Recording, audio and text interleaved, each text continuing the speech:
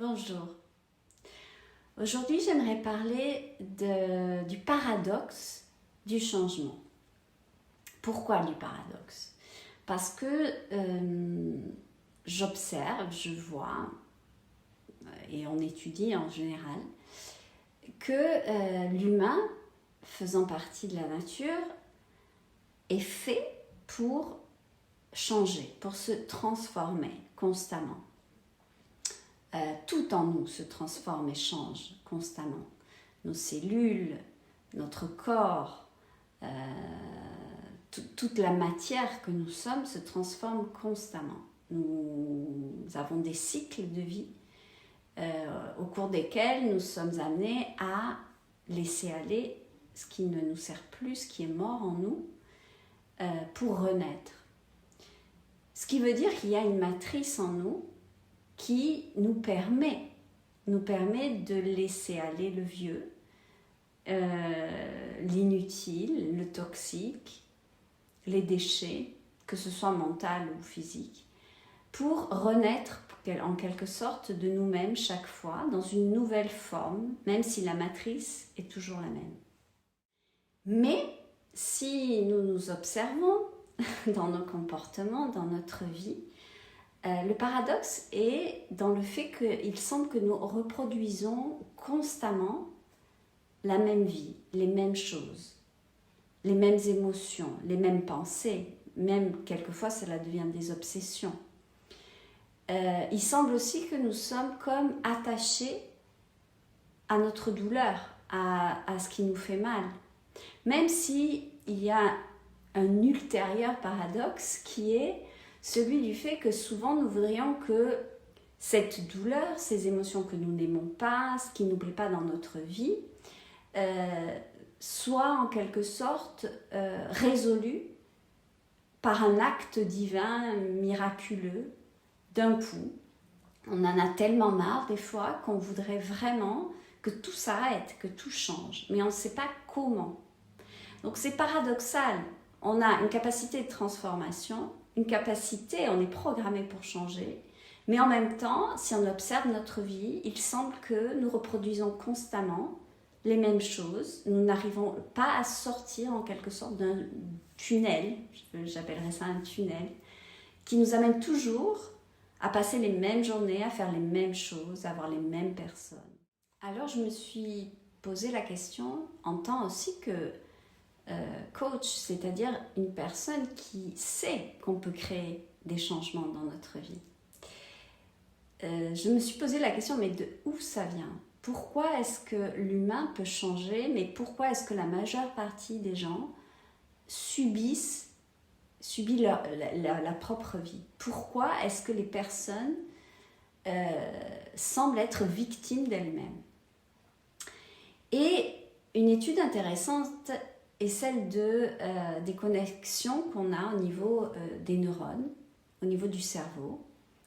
Il semble que notre cerveau, en fait, ait tendance à reproduire ce qu'il a appris par rapport à ses connexions neuronales. C'est-à-dire que si on a vécu quelque chose qui nous a créé une connexion neuronale, on va avoir tendance à, puisque ça va générer en fait des hormones, ça va générer des émotions, des réactions chimiques dans notre corps, ce qu'on va avoir tendance à faire, c'est à rechercher de nouveau cette sensation comme une dépendance au travers de notre cerveau. Tout ça fait que nous avons tendance, par la pensée, à vivre à partir de notre passé.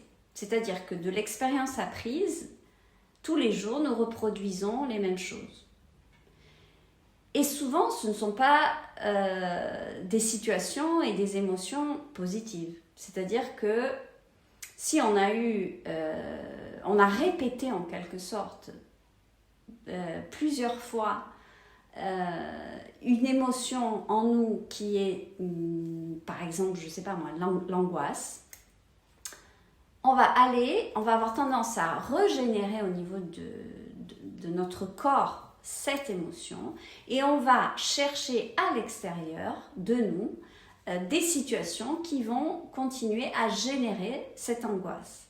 Donc toute notre vie est conditionnée par des expériences passées, ce que nous avons appris de nous et des autres et de la vie du passé, à travers de la chimie de notre corps, et nous continuons à regarder notre vie et à créer notre vie à partir d'un état du passé.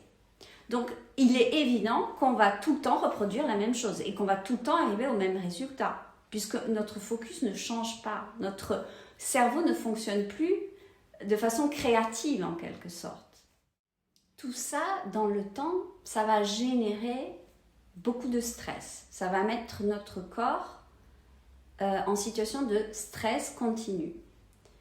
Et le stress continu, ça aide pas du tout, à nous élever en quelque sorte, à nous faire rencontrer une chimie, une situation, une façon de penser qui va pouvoir être plus positive et plus propositive. Le stress va nous rendre toujours plus petits, plus resserrés en nous, va nous générer toujours plus de peur, va nous générer toujours plus de pensées négatives, va nous générer des attachements négatifs, des dépendances dans les relations négatives, une façon d'observer ce qui ne nous convient pas en nous posant plus comme victime qu'en nous posant comme potentiel acteur et actrice de notre vie. Et donc ça devient un cercle vicieux duquel il semble qu'on n'arrive plus à sortir, mais ça fait mal. Ça fait mal, donc on voudrait le changer. On voudrait le changer, mais notre état chimique ne nous permet pas. Parce que nous sommes comme emprisonnés dans un passé que nous connaissons et que nous continuons à reproduire, même si ça fait mal.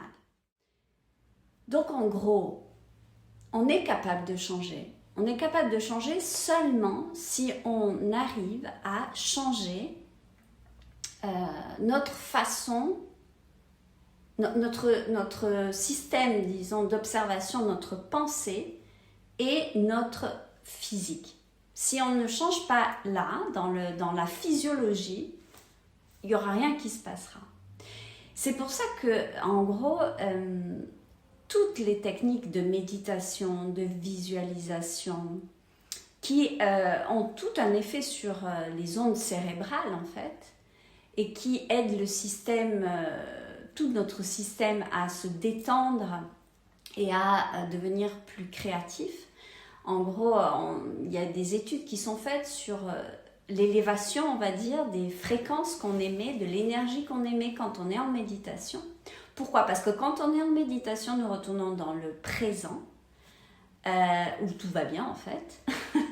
Nous essayons de ne plus, d'avoir en gros la maîtrise de notre mental.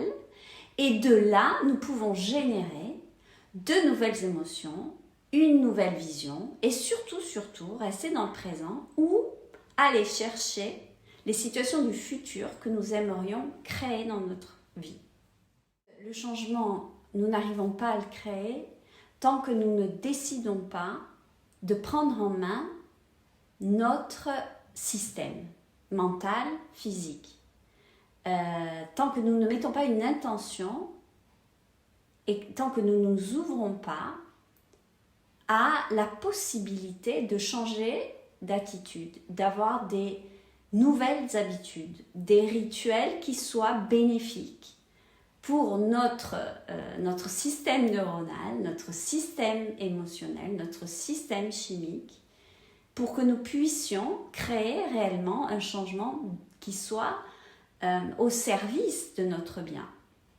Mais en fait, il ne faut pas des années et des années pour changer ça.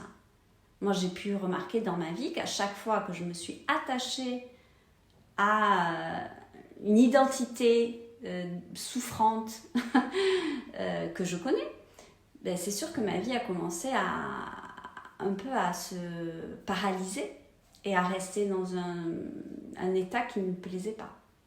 Les seules choses qui m'ont vraiment aidée, c'est quand j'ai mis l'intention d'aller me chercher dans mon futur de façon positive à partir du présent au travers de pratiques. Pour terminer tout ça, ce que je tiens à dire, c'est que tout ça, ça n'est pas New Age ou spirituel seulement. C'est vrai que beaucoup de courants spirituels, beaucoup de choses disent que nous font voir que nous sommes capables, en gros, d'attirer à nous ce que nous désirons vraiment. Mais aujourd'hui, la communauté scientifique qui s'ouvre à la physique quantique est en train de faire voir que vraiment c'est possible, que tout ça c'est concret, tout ça ça existe.